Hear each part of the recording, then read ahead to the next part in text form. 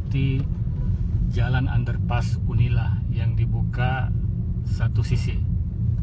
Berikut ini adalah gambaran jalan underpass Unila pada malam hari. Ini kita sedang turun melewati jalan. Di depan sana ada terowongan. Jalan sudah rata tapi belum begitu mulus. Jalur sebelah kanan masih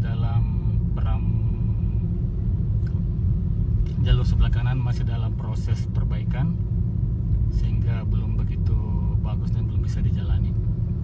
Sekarang sudah melewati bagian pertengahan dan kita menuju bagian ujung dari underpass Unila ini. Oke, kita sudah tiba di bagian ujung. Inilah gambaran underpass Universitas Lampung. Terima kasih.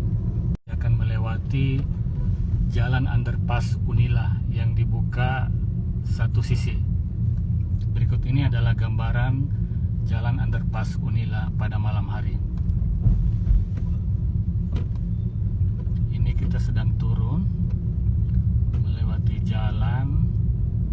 Di depan sana ada terowongan.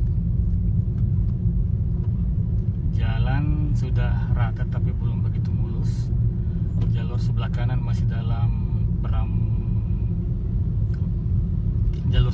masih dalam proses perbaikan, sehingga belum begitu bagus dan belum bisa dijalani.